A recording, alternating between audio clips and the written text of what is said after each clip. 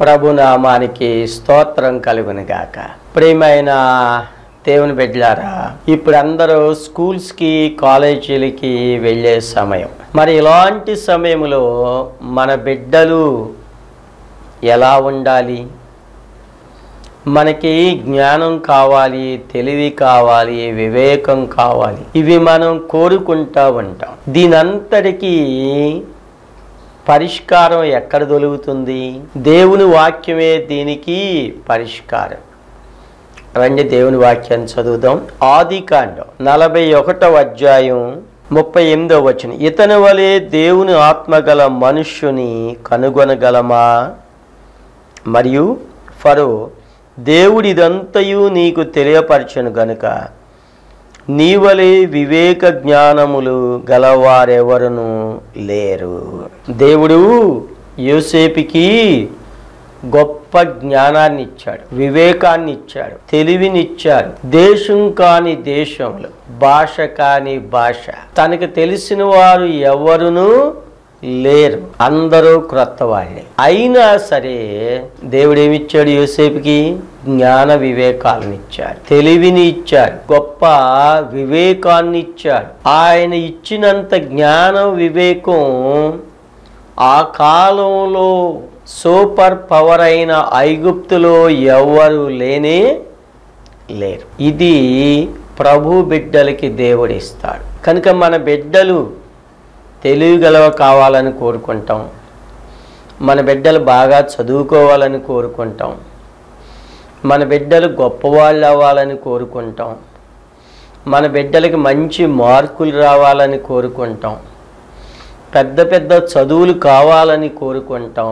తప్పేమీ లేదు. అయితే దానికి పరిష్కారం, దానికి మూలం ఎక్కడ ఉందంటే యోసేపు వలె మనం దేవుని మీద ఆధారపడాలి. యోసేపు వలె దేవుని వైపు మనం చూడాలి. దేవుడు ఆయన జ్ఞానము చేత ఆకాశాలను కలుగచేశాడు, ఆయన వివేకము చేత ఈ సృష్టిని సృష్టించాడు. క్రీస్తు ప్రభు లాంటి సర్వజ్ఞాని, సర్వాంతర్వ్యామి, సర్వజ్ఞుడు ఇంకా ఎవరు లేనే లేదు. అలాంటి దేవుణ్ణి మనం దేవుడిగా, రక్షకుడిగా, కాపరిగా మనం ఉంచుకున్నట్లయితే మన జీవితాల్లో జ్ఞానాన్ని మనం పొందుకుంటాం, వివేకాన్ని మనం పొందుకుంటాం, తెలివిని మనం పొందుకుంటాం. ఇదిగో ఎవరంటున్నారు ఈ మాట? ఫరో, ఒక అన్యుడు, దేవుణ్ణి ఎరిగని వాడు దేవుణ్ణి ఎరిగిన యోసేపుతో అంటున్నాడు. ఏమంటున్నాడు చూడండి 39వ వచనంలో, నీవలే వివేక జ్ఞానము గలవారెవరునూ లేరు. కనుక దేవుడు ఏమిస్తాడు? మనకి వివేకాన్ని ఇస్తాడు, జ్ఞానాన్ని ఇస్తాడు. మన జీవితానికి కావలసినవి అవే. ప్రభు ద్వారా మనం ఇవన్నీ పొందుకోవాలి. ప్రభు ద్వారానే మనకి జ్ఞానాన్ని, తెలివిని మనం పొందుకోగలం. ఇంకొక వాగ్దానం ఉన్నది చూడండి. సామెతల గ్రంథం 2వ అధ్యాయం 6వ వచనం చూడండి. యెహోవాయే జ్ఞానమిచ్చువాడు, తెలివియు వివేచనయు ఆయన నోట నుండి వచ్చును. ఎవరు జ్ఞానాన్ని ఇచ్చేది? ఎవరు తెలివినిచ్చేది? ఎవరు వివేచననిచ్చేది? యెహోవాయే, దేవుడే. మనిషికి జ్ఞానాన్ని ఇస్తాడు, వివేకాన్ని ఇస్తాడు, తెలివినిస్తాడు, బుద్ధినిస్తాడు. బుద్ధి వాక్యాలను గైకొని ఉంటే నీకు బుద్ధి వస్తుంది. దేవుని ఆజ్ఞలను గైకొని ఉంటే మనకి జ్ఞానాన్ని, వివేకాన్ని ఇస్తాడు. కనుక మన జీవితాల్లో మన బిడ్డలకు కానీ, మనకి కానీ, మన జీవితాల్లో దేవుని యొక్క జ్ఞానాన్ని మనం పొందుకునే వారిగా ఉండాలి. దేవుని యొక్క తెలివిని మనం పొందుకునే వారిగా ఉండాలి. మన జీవితాలకి అదే ప్రామాణికం. కనుక ప్రియమైన వారలారా, మనం ఎలా ఉన్నాం, మన బిడ్డలు ఎలా ఉండాలి? మనకి దేవుని యొక్క జ్ఞానం కావాలి. దేవుడే మన బిడ్డలకి తెలివినిస్తాడు, జ్ఞానాన్ని ఇస్తాడు, వివేచననిస్తాడు. యెహోవాయే జ్ఞానమిచ్చువాడు. సొలొమోనుకి ఏమిచ్చాడు దేవుడు? జ్ఞానాన్ని ఇచ్చాడు, తెలివినిచ్చాడు. దాంతోపాటు ఏమి ఇచ్చాడు? ఐశ్వర్యాన్ని ఇచ్చాడు, ఘనతని కూడా ఇచ్చాడు. కనుక మన బిడ్డలు ప్రభు వైపు చూసినట్లయితే, ప్రభువులో ఉన్నట్లయితే దేవుని యొక్క జ్ఞానం మనకి దేవుడిస్తాడు. ఈ లోక సంబంధమైన అన్ని వివేకాలు ప్రభు మనకిస్తాడు. సామెతల గ్రంథం చూడండి. ఆల్ ద హ్యూమన్ ఎక్స్పీరియన్సెస్, ఒక మనిషికి ఉన్న అన్ని అనుభవాలు సామెతల గ్రంథంలో ఉన్నాయి. ఎంతమంది రకాల మనుషులున్నారో అన్ని రకాల మనుషులు సామెతల గ్రంథంలో ఉన్నారు. ప్రతి మనిషి, అందరి మనుషుల యొక్క అనుభవాలు సామెతల గ్రంథంలో ఉన్నాయి. దుష్టుడు ఉన్నాడు, కోపిష్ఠున్నాడు, మూర్ఖుడు ఉన్నాడు, కుటిలుడు ఉన్నాడు, బుద్ధిహీనుడు ఉన్నాడు, భక్తిహీనుడు ఉన్నాడు, భక్తిపరులు ఉన్నాడు, యథార్థపరులు ఉన్నారు, నీతిమంతులు ఉన్నారు. కనుక దేవునిలో మనకి జ్ఞానం ఉన్నది. ప్రభు మనకి జ్ఞానాన్ని ఇస్తాడు, ప్రభు మనకి తెలివినిస్తాడు. ఆ తెలివి వివేకం నీ చదువులో దేవుడు నీకు సహాయం చేస్తాడు. ఈ లోకంలో ఎవరు గొప్పవాళ్ళు? నేటి కాలంలో మనం చూస్తే ఏ దేశం గొప్ప జ్ఞానం కలిగిన దేశం? ఎవరు చెప్పండి? ఇశ్రాయేలు దేశం. ఆ దేశానికి అంత జ్ఞానం ఎక్కడి నుంచి వచ్చింది? దేవుని నమ్మారు వాళ్ళు, దేవుని వాగ్దానాన్ని నమ్మారు వాళ్ళు, దేవుని నిబంధనలు నమ్మారు వాళ్ళు. వాళ్ళు ఇంకా దేనికి వైపు చూడరు, దేవుని వైపే చూస్తారు. అందుకే దేవుడు వారికి అంత జ్ఞానాన్ని ఇచ్చాడు. అన్ని డిస్కవరీ, అన్ని క్రొత్త ఆవిష్కరణలు ఇచ్చాడు. ఇశ్రాయేలుకు వారికి కలిగినన్ని నోబెల్ బహుమతులు ఎవరికన్నా ఉన్నాయా? లేవు. వారి యొక్క టెక్నాలజీ ఎంత గొప్పది, వారి యొక్క అగ్రికల్చరల్ వ్యవసాయ పద్ధతులు ఎంత గొప్పవి, ప్రపంచంలోనే ఎవరికీ లేదు. దీన్ని బట్టి మనం తెలుసుకోవాల్సింది ఏంటంటే, దేవుని బిడ్డలకి దేవుడు జ్ఞానాన్ని ఇస్తాడు, దేవుని బిడ్డలకి దేవుడు తెలివినిస్తాడు, దేవుని బిడ్డలకి దేవుడు వివేకాన్ని ఇస్తాడు, గొప్పవారినిగా దేవుడు చేస్తాడు, అధికులనుగా దేవుడు చేస్తాడు. ఈ లోకంలోనే ఆయన బిడ్డలను ఒక తలగా చేస్తాడు. దేవుణ్ణి ఎరుగని వారి మధ్య దేవుని బిడ్డలని దేవుడు తన జ్ఞానముతో నిలబెడతాడు, తన వివేకముతో నిలబెడతాడు, తన శక్తితో నిలబెడతాడు. గమనించరా? కనుక యెహోవాయే జ్ఞానమిచ్చువాడు. తెలివియు వివేచన ఎవరి దగ్గర నుంచి వస్తుంది? ఆయన దగ్గర నుంచే వస్తుంది. ఆయన ద్వారానే బుద్ధి, విజ్ఞానము, సర్వ సంపదలు ఎవరిలో గుప్తమై ఉన్నది? దేవునిలో గుప్తమై ఉన్నది. ప్రియమైన వారలారా, వ్యక్తిగతంగా నీ కుటుంబాన్ని నడిపించుకుంటానికి, వ్యక్తిగతంగా నీ జీవితాన్ని నడిపించుకుంటాడు. అంతేకాదు, ఎక్కడ మాట్లాడాలో ఎక్కడ మాట్లాడకూడదు, ఇవన్నిటికీ దేవుని యొక్క నడిపింపు జ్ఞానం కావాలి. మన చదువుల్లో, అంతేకాదు మన ఉద్యోగాల్లో, మన పని పాటల్లో మనం సరిగా నడుచుకుంటానికి దేవుని యొక్క జ్ఞానం కావాలి. మన చదువుల్లో, మన జీవితాల్లో ప్రభు మనకి జ్ఞానాన్ని ఇచ్చే దేవుడు, తెలివినిచ్చే దేవుడు, మనలను ఉన్నత స్థితిలో నిలబెట్టే దేవుడు. గమనించారా? కనుక ప్రియమైన వారలారా, యోసేపు జ్ఞానాన్ని ఇచ్చిన దేవుడు, సొలొమోనుకి జ్ఞానాన్ని ఇచ్చిన దేవుడు మనకు కూడా ఏమిస్తాడు? మనకి జ్ఞానాన్ని ఇస్తాడు. అంతే, మనకి తెలివినిస్తాడు. స్కూల్ ప్రారంభం నుంచి ప్రభు సన్నిధిలో ప్రార్థన చేసుకుంటూ, వాక్యం చదువుకుంటూ, దేవుని సన్నిధిలో నడుచుకుంటూ చదువుకోండి. ప్రభు మీకు ధైర్యాన్ని ఇస్తాడు, ప్రభు మీకు మంచి నమ్మకాన్ని, కాన్ఫిడెన్స్ని ఇస్తాడు. ప్రభు మీకు మంచి నడిపింపుని ప్రభు దయచేస్తాడు. భయాన్ని తీసివేస్తాడు, నిరాశను తీసివేస్తాడు, ఆందోళన తీసివేస్తాడు, జ్ఞాపక శక్తిని దయచేస్తాడు, పరీక్షలు రాయగలిగే ఆ సామర్థ్యాన్ని ప్రభు దయచేస్తాడు. అది ప్రభువులో ఉన్న ప్రత్యేకత. యెహోవా దేవుడిగా గల జనులు ధన్యులు. కనుక మన జీవితాల్లో మన చదువులకి లేక మన యొక్క ఉద్యోగాలకి కావలసిన జ్ఞానాన్ని, తెలివిని ప్రభు మనకి దయచేస్తాడు. ప్రభు తన కృప ద్వారా మనకి ఇస్తాడు. ఇంకొక వచనం మనం చూద్దాం. చూడండి, యెషయా గ్రంథం 28వ అధ్యాయం 29వ వచనం చూడండి. దేవుడు ఏమిస్తాడు మనకి? జనులు సైన్యముడుగా దేవుడు యెహోవా చేత దాన్ని నేర్చుకొందురు. ఆశ్చర్యమైన ఆలోచన శక్తియు అధిక బుద్ధియు అనుగ్రహించువాడు ఆయనే. ఏమిస్తాడు దేవుడు? ఏం చేస్తాడు దేవుడు మనకి? నీ చదువుకి అది ఎంత కష్టమైనా, నీ చదువుకి అది ఎలాంటి రాకపోయినా దేవుడు ఏమిస్తాడు? నీకున్న కొద్ది జ్ఞానాన్ని ఆశ్చర్యంగా దాన్ని గొప్ప చేస్తాడు, పెద్దదిగా చేస్తాడు. నీకు రాంది దేవునిలో ప్రార్థించినట్లయితే అది నీకు అర్థమయ్యేటట్లుగా దేవుడు చేస్తాడు. చదవకోకుండా మెదలకుండా ఉండమని దేవుడు ఎక్కడ చెప్పలా. చూసుకోండి, మోషే సకల విద్యల యందు ప్రవీణుడయ్యాడు. కనుక మన జీవితాల్లో దేవుడు ఏమిస్తాడు? ఆశ్చర్యమైన ఆలోచన శక్తి ప్రభు మనకిస్తాడు.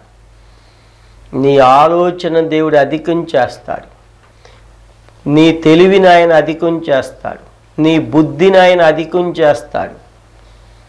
దేవుడే నీకు సహాయం చేస్తాడు. ఆశ్చర్యకరమైన ఆలోచన శక్తియు అధిక బుద్ధియు. గమనించారా? అధిక బుద్ధిని ప్రభు మనకు దయచేస్తాడు.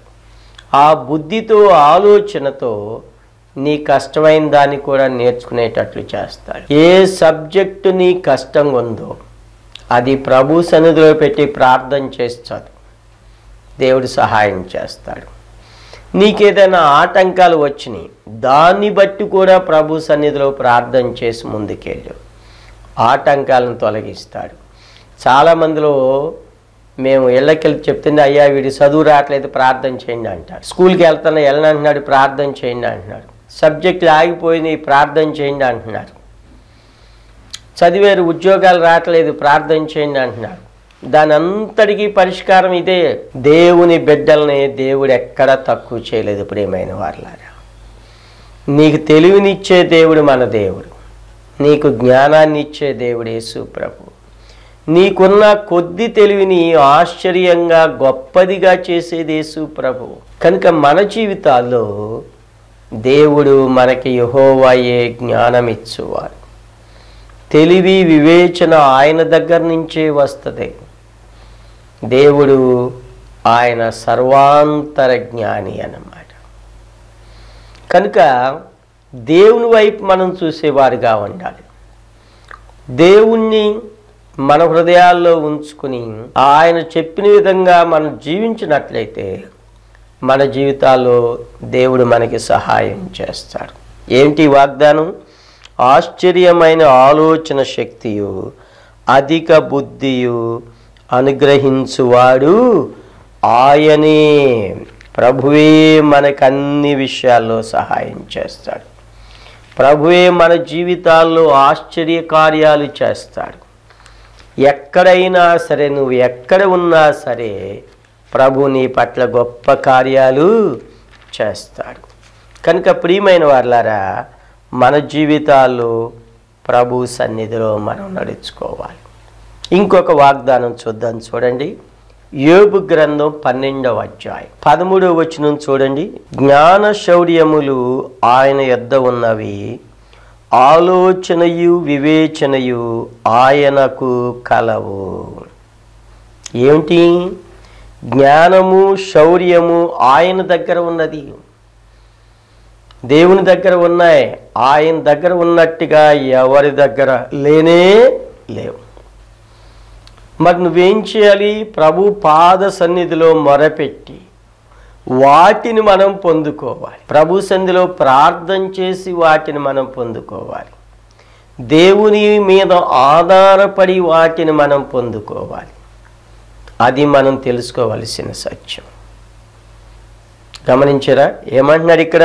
జ్ఞానము, శౌర్యం, ఆలోచన, వివేచన.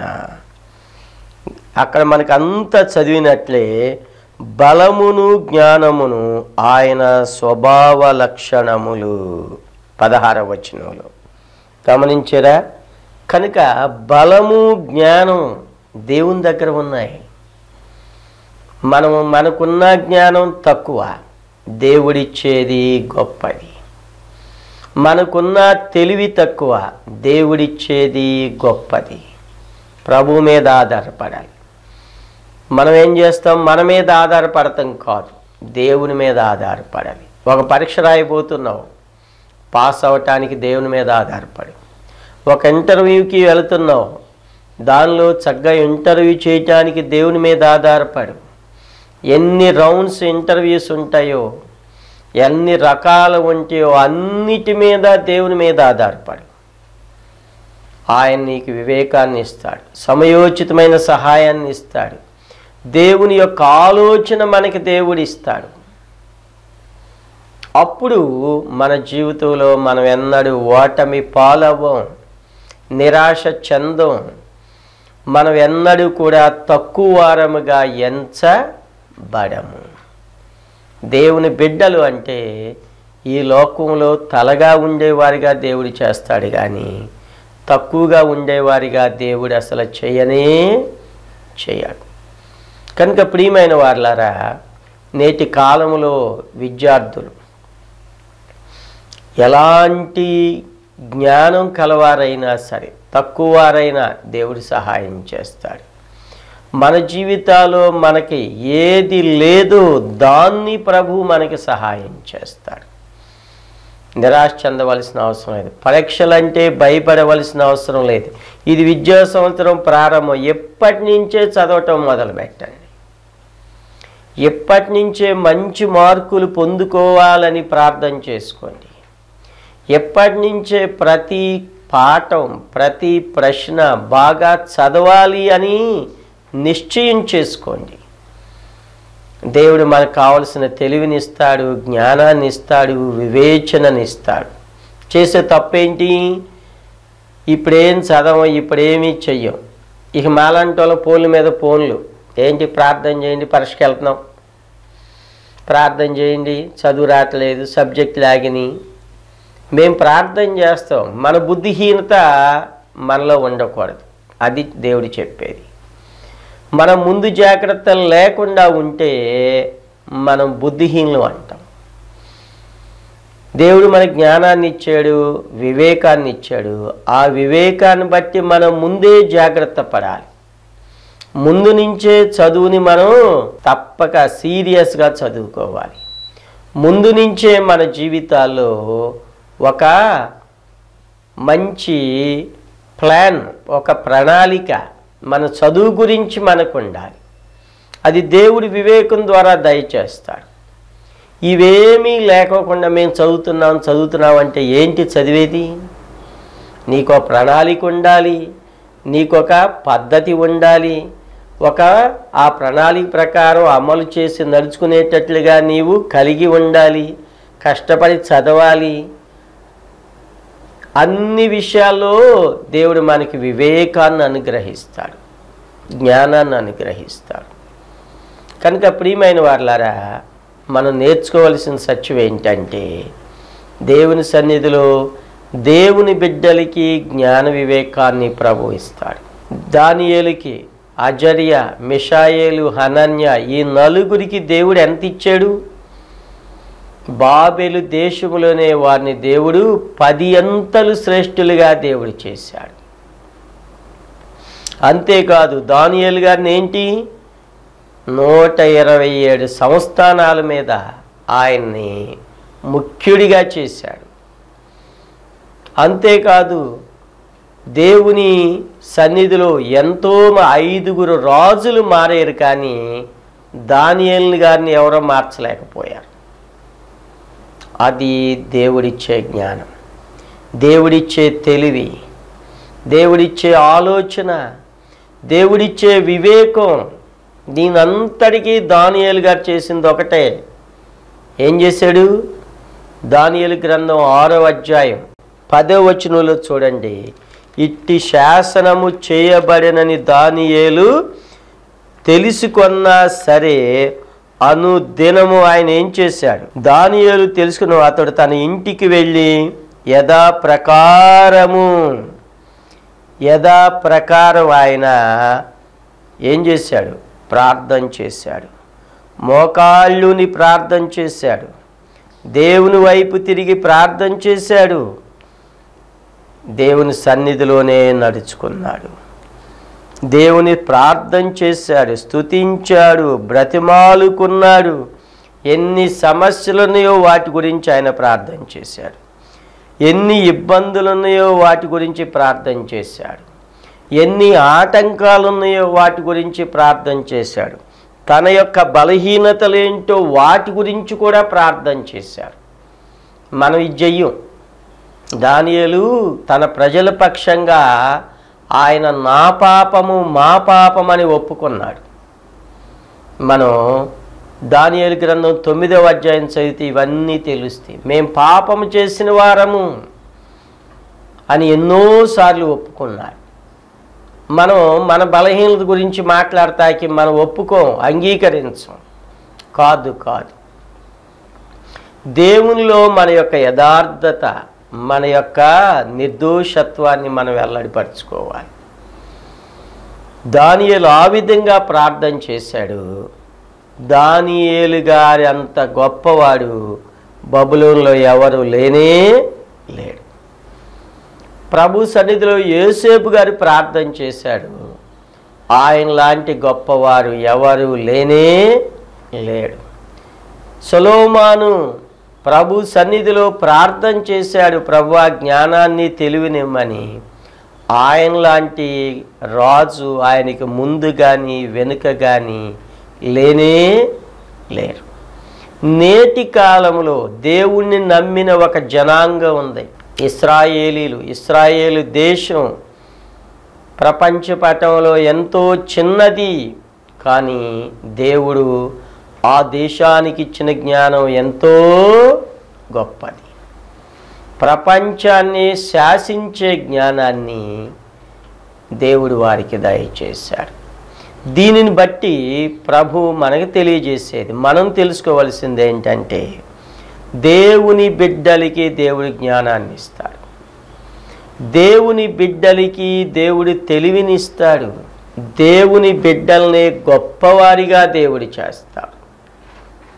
నమ్ముదాం దేవుని యొక్క వాగ్దానాల్ని, నెరవేర్చుదాం ప్రభు యొక్క ఆజ్ఞలని. దేవుని మీద మనం ఆధారపడేవారిగా మనం ఉండాలి అన్నమాట. కనుక ప్రియమైన వారులారా, మన జీవితాల్లో నేర్చుకోవలసిన సత్యం ఏమిటి అంటే, దేవుడే మనకి జ్ఞానాన్ని దయచేస్తాడు. గమనించరా?